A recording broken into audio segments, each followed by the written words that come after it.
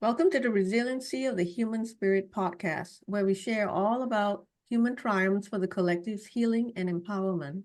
I am your host, Priscilla Hanley. My guest today is Tammy Vincent. Tammy is an NLP practitioner, speaker, and best-selling author who has transformed her life from the challenges of being an adult child of two alcoholic parents.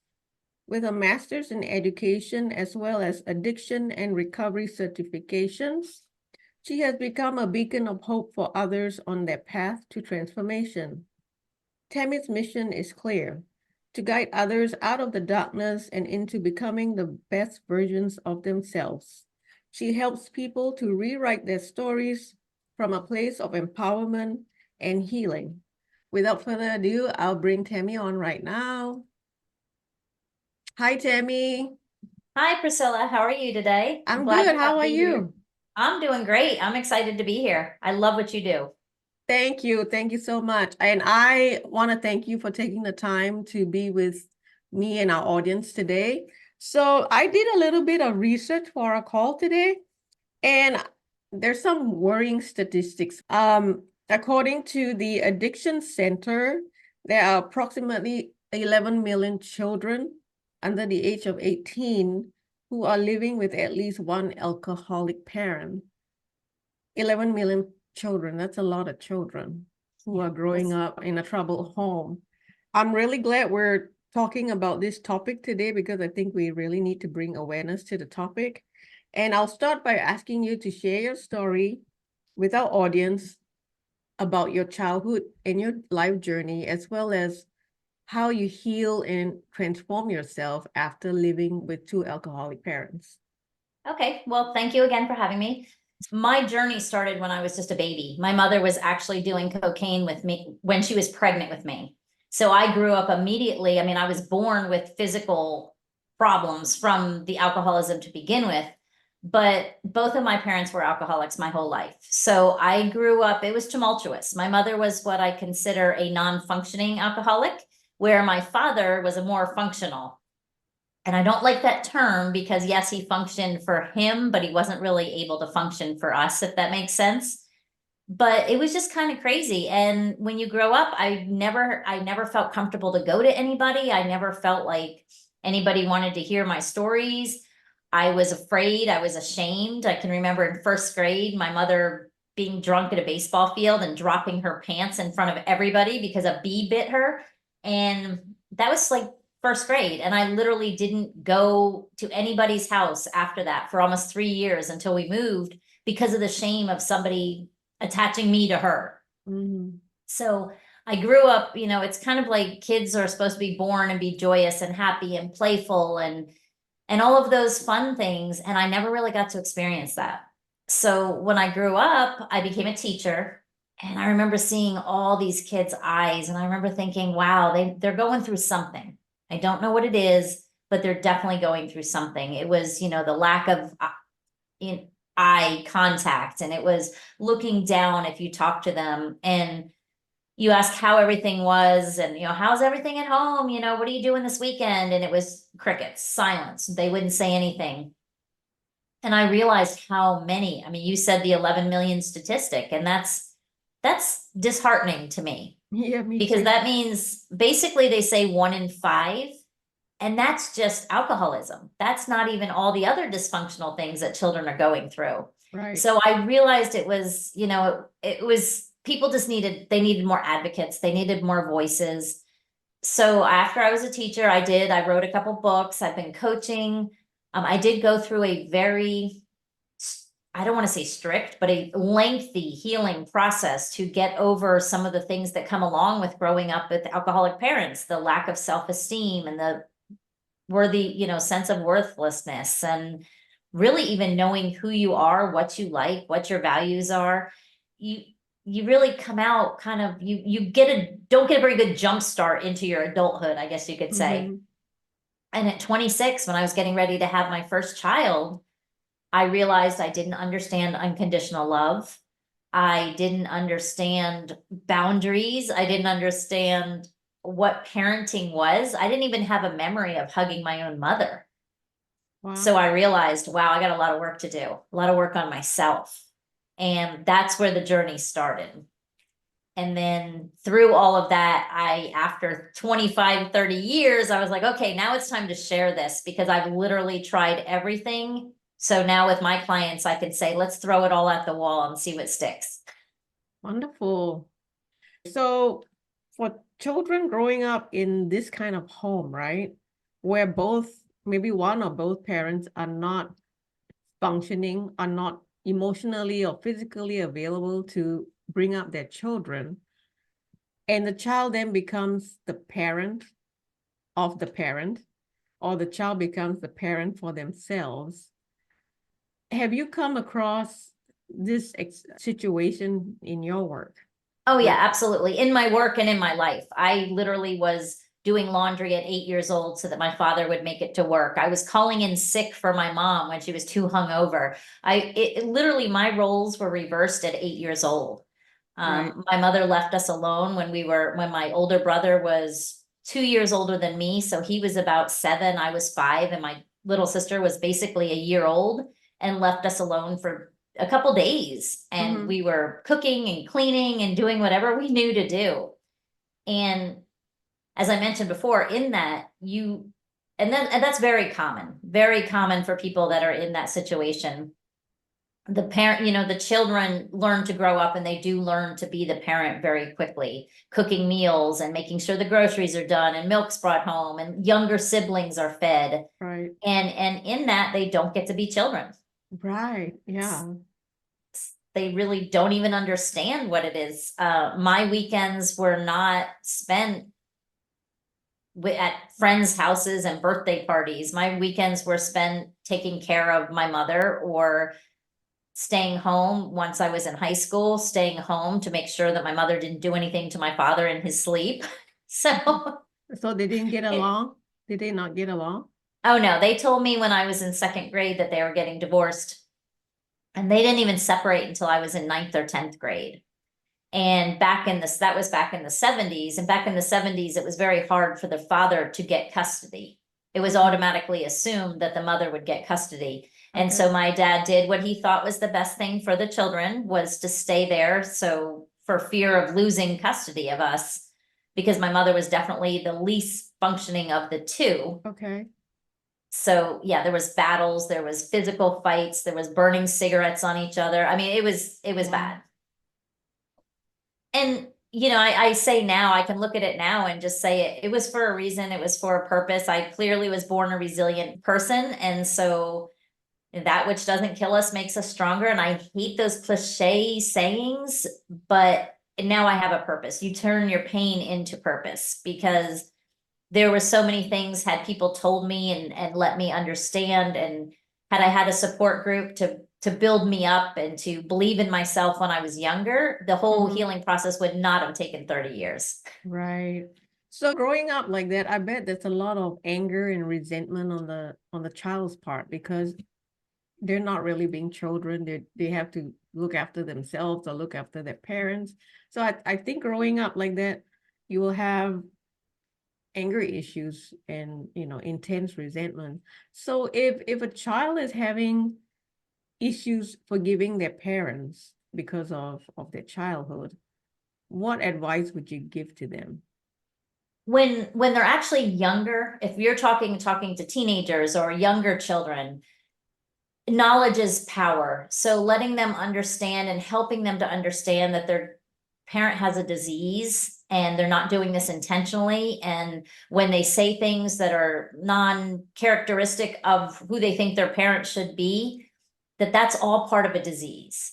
And when you can help a child wrap their head around that, I mean, if your parent came home and they said, I feel sick, leave me alone, I have cancer, there wouldn't be anger and resentment and all that stuff right away. There would be empathy and there would be Mm, compassion. right. But when all you know as a child is that mommy's drunk and she doesn't have time for me, or mommy hits me and doesn't have time for me, then yes, that's where the anger builds up. And that's where the resentment and the feelings of guilt of not being a good kid or whatever it is.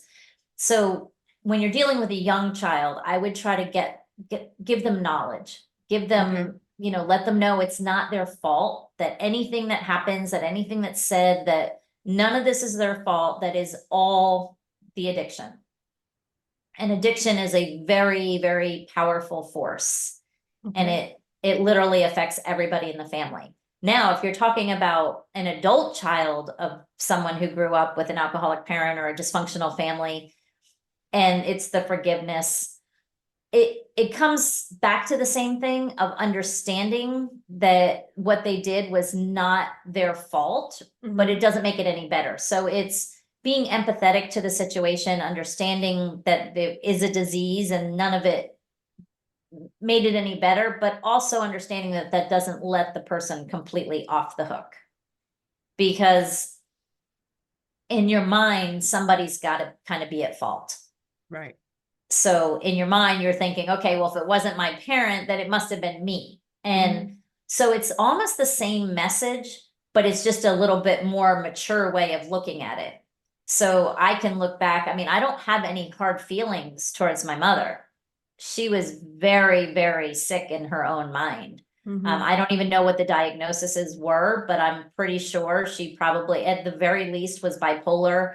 My brother and I used to joke and be like, oh, I wonder which mom we're going to get today, which made me seriously question. I mean, she had a lot of mental health issues, made me question if she had multiple personalities, because you could literally be, standing there one day and she's laughing, having a conversation, and she's laughing and joking. And then the next day you're having the same conversation and you're literally getting beat up.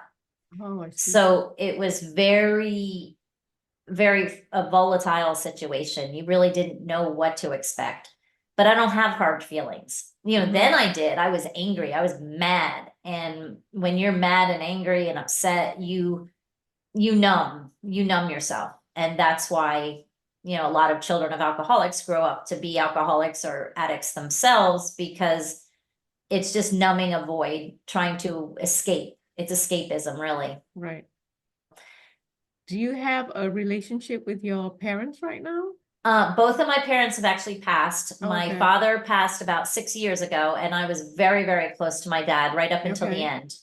But my Okay. mother, she died when I was actually 18. She died of cirrhosis of a liver disease at 42. Okay, got it. So it got her pretty early. So let's talk a little bit about resources for people who are in this situation. What resources are available for them? So if you're younger, I would say try an Al-Anon meeting. Really the resources when you're younger is it's open. You can go to guidance counselors, you can go to police, you can go to coaches, friends, family, anybody. And that's the biggest thing, is that when there is addiction and any kind of, alcoholism, addiction, any kind of major dysfunction, there seems to be a stigma behind it and a stereotype behind it. And because of that, it's this dirty, dark secret and nobody comes out for help. So for kids, the best message I want to spread is that you are so worth getting the help you deserve, and that it's okay to tell people. Maybe that parent will get help. Maybe that somebody will step in and help them. If they're older, let's say they're out of the house, and depending on what age they are and how old they are, there's Al-Anon. That's a support group, 100% free, where it's dealing with people that are in your family or loved ones that are dealing with some kind of addiction. And it really coaches you through how to take care of yourself. Because the biggest thing when you're dealing with an addiction is that you want to help, you want to cure, you want to help them stop, you want to do all this stuff. And that's where the person, you're suffering just as much as they are. Right. So it's how very does one important. take care of themselves? Right, exactly. So you need to take care of yourself, because you can't be there for them. And the biggest thing with addiction, it's just like any other disease. It is, if you're the child or the spouse of an addict, it's completely out of your control. So you have to worry about the things and focus on the things that are in your control. And that is usually self-care and compassion and empathy, and those things that you can take care of yourself so that you can be stronger to deal with what's coming your way. Wonderful. Let's talk a little bit about your work. What do you do for your work? So a couple things. So I do speak, and I love to go into schools and just speak about really empowerment for the children. about how they're their own superheroes and how they, it's okay to come forward and talk to people and everything else, but ultimately they have their own happiness is their own choice. And I know that sounds very blunt, but at the end of the day, it's so true. You have to decide you're worth it, you want to be happy, and then get the tools to be happy. So I do a lot of talking for children about just general empowerment, self-care, self-love, that kind of thing. As far as my coaching business, most of my coaching is done with adult children of alcoholics who entered adulthood, and now they might be 20, anywhere from 20 to 70, really. And all of a sudden they're just like, things just aren't working. My relationships are bad. I'm attracting the wrong people. I don't have boundaries. I'm a pushover. I don't, money is not good. And it's all these different mindset blocks and these mindset things that happen when you were a child that were so incorrectly programmed into your mind. So what we do is we work together to kind of get to the root of all these things, and then we unravel them one layer at a time. So then what are the trends that you're seeing now in your work for both adult and or younger children? Biggest thing is a lack of confidence, a lack of self-esteem, and honestly, a lack of identity. So when you grow up in any kind of dysfunction, you're basically told, it's not okay to have emotions. You just, suck it up, internalize everything, just get through it, get to the next day. And so people, they don't have a voice. They don't know how to express an emotion. They don't have boundaries. They don't know that and there's tons of different boundaries. Sometimes people will say, oh, it's just, a physical boundary of not being touched or anything like that. But there's so much more to boundaries. There's emotional boundaries, and there's your time boundaries and your religious boundaries, just tons and tons of them. And most of the people that I meet don't have them. They don't know how to set them. They don't know how to maintain them. And that's hard. That's a hard lesson to learn how to do, how to, figure out why you don't have these things, figure out what your values, your core values are, what's important to you, what you love, and then how to make sure that the people that come into your life are in alignment with that. Okay. I was wondering whether you could give us an example, say like we have a adult child who is living in a house with maybe elderly parents, and maybe one or both are still, abusing alcohol. How does one set boundaries in such a situation, when the problem is kind of like still in your face? If it's still in your face, the most important thing is to know so I'll give you a good example. I was talking to a lady the other day, and her parents are still drinking, and the holidays were coming up. So she wanted to bring her family over to grandma and grandpa's house. And she knew that it was going to probably be a bad situation. It was going to start real happy, and then by the end of the night, there was going to be fighting, and there was going to be snarky little comments, and all those things that happens when people drink too much. So I told her, I said, just tell your parents flat out, I do not want you drinking. If you're going to drink, I'm not bringing the children. And if I get there and the drinking starts, we're getting up and leaving. And that was a tough one because it was the holidays. She's like, I can't hurt my mother's feeling on Christmas or whatever, and I'm like, you have to. It's the boundary is not there to punish your parent. The boundary is there to take care of your children and yourself. Right. And that's the biggest thing. People think that setting a boundary is to punish the person. Like, if you do this, you can't see me. Well, no, it's to make sure that your mental well-being is solid. Okay. Yeah, I get that. So what are some of the effective ways to reprogram our subconscious mind? Can you share with us some techniques that you know about how to heal and transform ourselves? Yeah, so a lot of them, and it's baby steps, so it's little at a time. So one of the things that I did, and I worked for about 6 years on this, was something called inner child work. And that is literally going back and getting in touch with that the little you that was wounded, that had all these negative things coming at them. And there's different things you can do. You can do visualization, you can write letters. I always recommend to people to just start journaling. And it seems so simple, but write letters. For 1 year, I wrote a letter to my younger self and then wrote another one back as my younger self. Oh, wonderful. And it's amazing what comes out, things that you never thought about, things that you didn't remember. Mm-hmm. And it made you realize, like it made me realize the impact that things that as an adult, you look at them as seemingly insignificant, but as a child, they're huge. So that's one of those things. And be there, basically reparent your younger self. Mm-hmm. Because what you need to do is when you're beaten down like that, your subconscious is completely reprogrammed. So if you're told you're no good, or I don't want you, or I didn't like you, or I wish I had never had you, your brain is not sophisticated enough at a young age to possibly give that fault to a parent, because the parent is supposed to be the one that is supposed to protect you and take care of you and be there for you. So what you do is your brain will flip it around and it becomes your fault. Mm. And then you grow up thinking that your entire life. So when, your mother says to you, I hate you, I wish you were never born. As a 6-year-old, you don't think, oh, she doesn't mean that. She's been drinking and that's just something she's saying. Right. What you think is, wow, I'm no good. Nobody Right. loves me. I'm unworthy. And those are the things that follow you all the way into adulthood. So the inner child work is absolutely, to me, is important, is imperative. It literally, you have to go all the way back and you have to reconnect with that younger you. Yeah, that can be so painful, It right? can.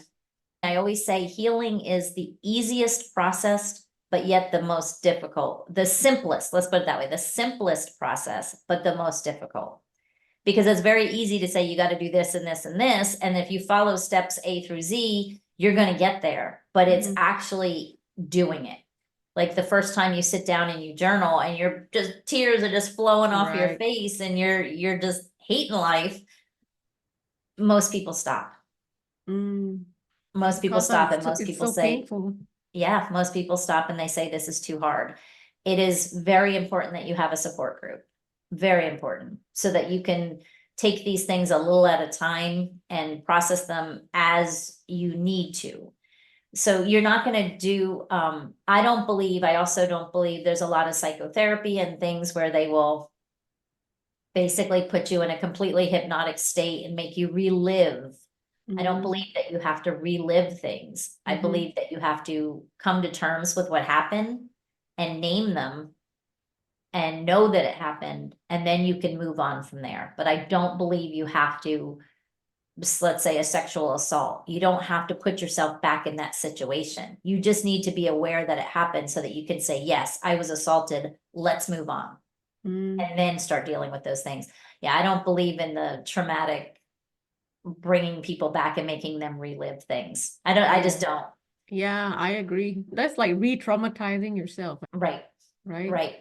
So you said you're an NLP practitioner. So I Yes. was wondering whether you could demonstrate what NLP is about and how we can use it to release emotional trauma related to growing up with alcoholic parents.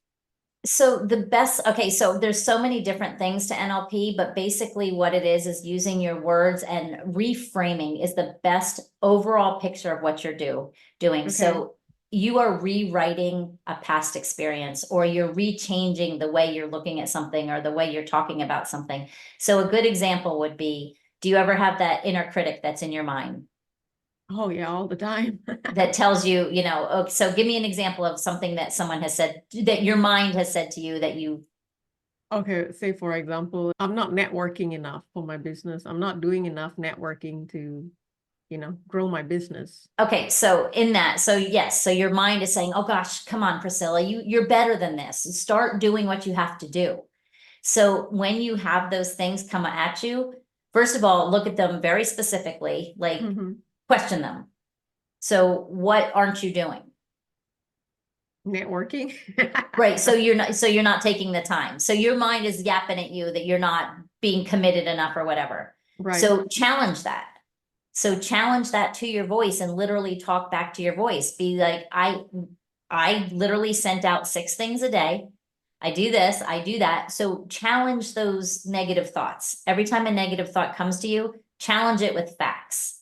Okay.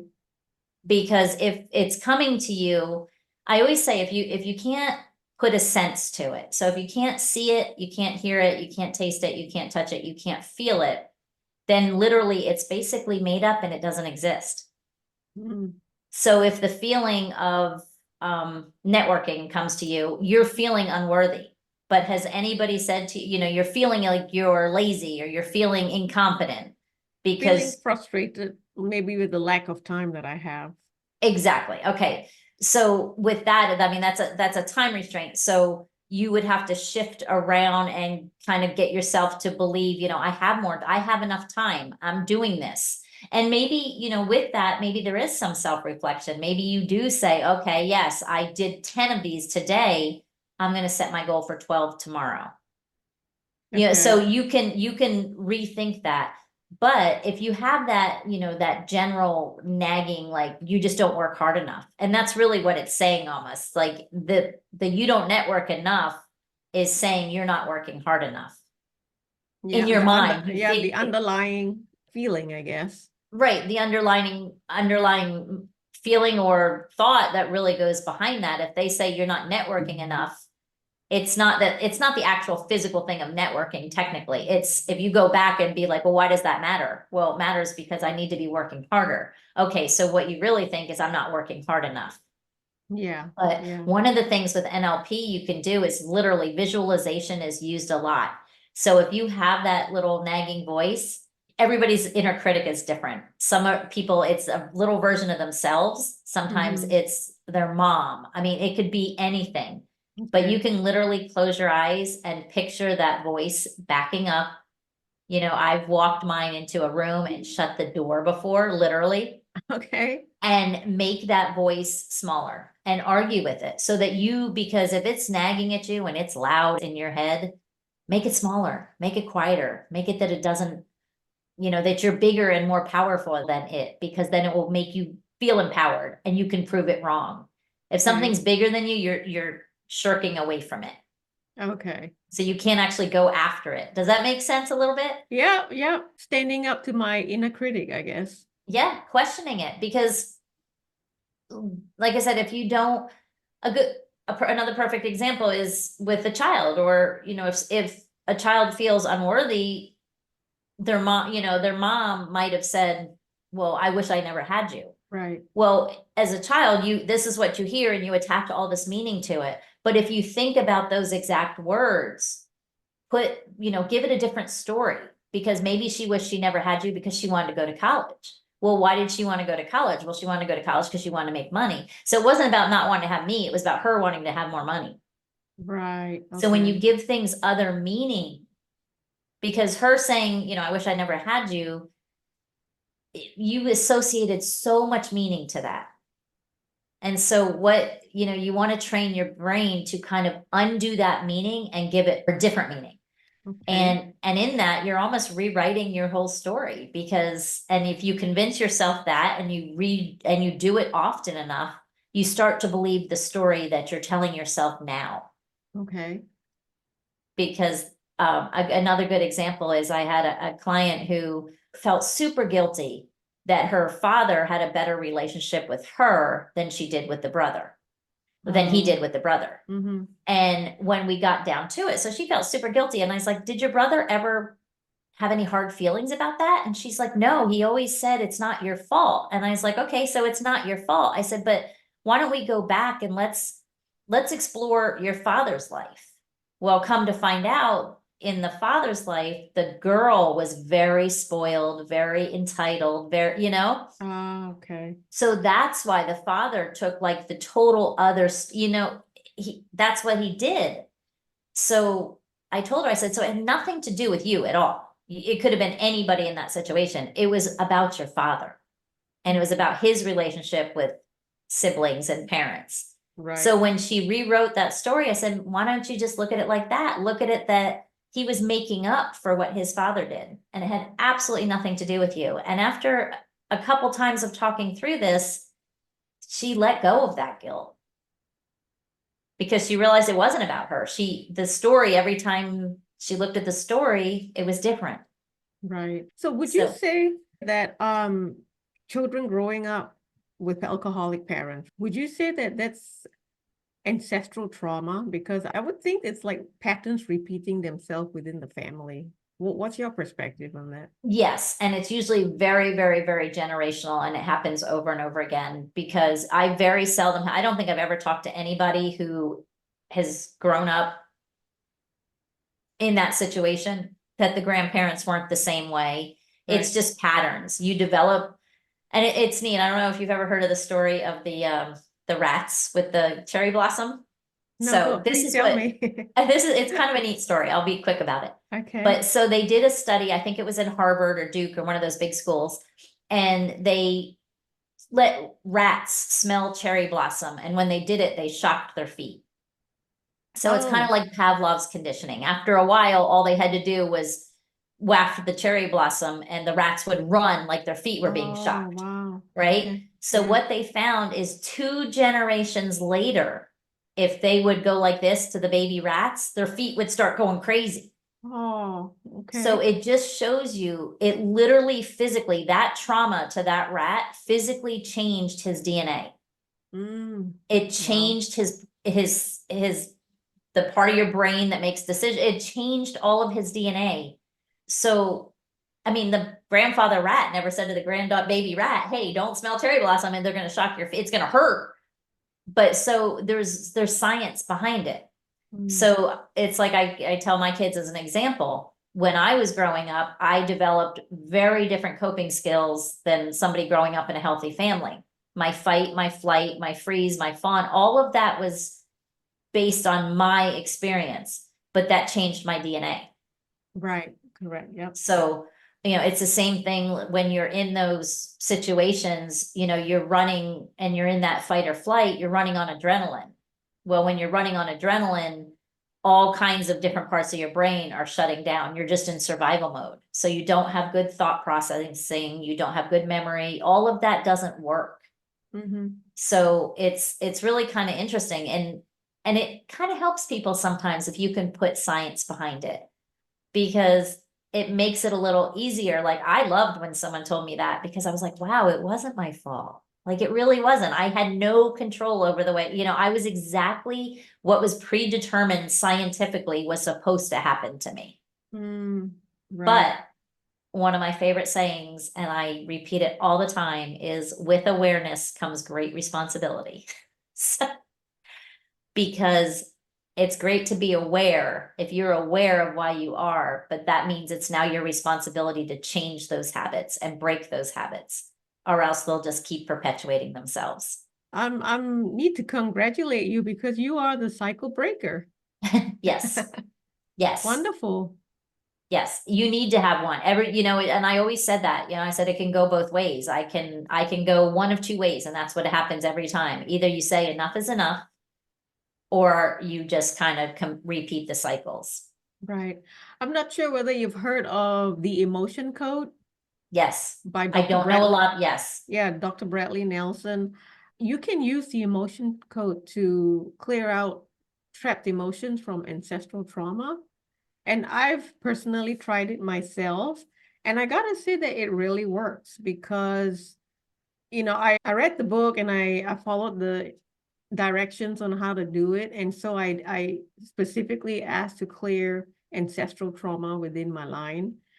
And so I did it. And the next day when I woke up, I felt energetically lighter. It Lighter. like something felt different. Hmm. And, there's really no charge when you think about family dynamics or family drama, right? I think I've just lost the charge. Yeah, I'm a big fan of the emotion code. I think it works and it's very helpful for anybody who wants to release, toxic trap emotions from And whatever. you just did it by that I can picture the book. I read that book, and the white one, and Yep, right, it's got a white cover, I doesn't it? believe so. Yep, I Yeah. believe so.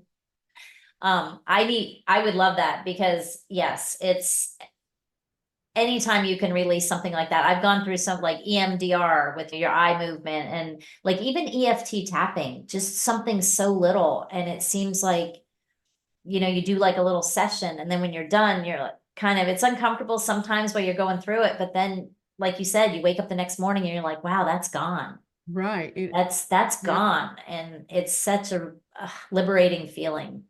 If we have the intention to heal and we do techniques that resonate with us, we will heal Yep. because our intention is so powerful. Yep. Absolutely. And that's one of my biggest messages too, is, you know, I have a lot of modalities I can throw at the wall and we can try everything, but at the end of the day, it's all in here. It's all right inside of you, what you need, but it needs to be with strict intention Mm-hmm. and a desire. You really have to want to get rid of the stuff Right. and be willing to do the work. I have a course, it's like an 8-week course, and I've had people get it, and then at the end, you know, after about 4 weeks, they're like, oh yeah, I ran through all the videos. I'm like, well, what do you think? And, well, I don't know. I'm like, did you do the work?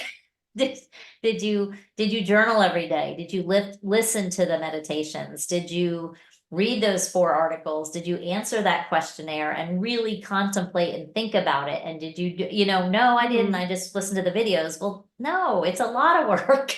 Yes. Like I Yeah. said, simple steps, simple process, but work for sure. But Right. worth it. Worth every Oh, second of it. yes. Oh, yes. Let's talk a little bit about your books. You said you've written a couple books. Yes. The first one was called Surviving Alcoholic Parents, and it's a teen's ABC guide to thriving in a world of chaos. So Okay. it's literally written very simply, A through Z. Every letter is a word, and I should have called it Things I Wish They Had Told Me When I Was a Kid. Because Okay. that's really what it is. It's, you know, it's resources on who you can call and questions and just things that, looking back at it, I didn't know when I was a kid, but it would have made it so much better, you know, about manipulation and how you can do that and your safety issues and boundaries and just all of those little things. It's very simply written though. But I've had a lot of adults read it and say, wow, I wish I had had this when I was 15. I'm like, well, Wow. give it to your granddaughter because she's Right. right there, you know? Yeah. But and then the next one is actually an educator's guide. And it's on how to identify and empower the disconnected youth in the classroom. So it's more about like a little system of teaching self-esteem and empowerment and safety and all of those issues in the classroom without singling out the people. Okay. So it's an overall, you know, reaching them and as a group so that they will start to kind of empower themselves and have the confidence to come forward or to ask questions, because you single them out and they shut down. Right. It's a dirty secret. You don't talk about it, but Yeah. Yeah. What would you like our audience to remember most from our conversation today? that it is work to heal, but it is 100% worth it, worth every second of it. And you are worth it, because I truly believe you're born, like I said, you're born perfect, beautiful, gracious, joyous, and happy. And then life takes its toll, but you can get back to that original being. Wonderful. So where can people find you if they resonate with your message? Probably the easiest thing is just to go to my website. It's tammyvincent.com. And you can reach out to me there. There's a couple free classes. There's a, you know, free course. You can grab my book for 99 cents on Kindle. Oh, okay. Just, yeah, there's everything you have there there's a way to connect there, or just schedule a coffee chat with me. I'd love to chat. Wonderful. So we have a couple minutes left. I have a signature closing question for all my guests, and I'm going to ask you this question right now. What is your closing message for humanity to help in our collective healing and empowerment? The closing message is that absolutely everything you need to be successful and happy is right inside of you. Between that and your higher power, that is absolutely all you need. You just have to go one step at a time, one day at a time, 1 minute at a time. I so resonate with that. Thank you, Tammy, for taking the time to be with me and with our audience today. The work that you're doing is so profound, and thank you for all that you do. Well, thank you, Priscilla, and thank you to the listeners for spending your time. For everybody who's watching and listening, thank you for your time. And until next time, bye for now.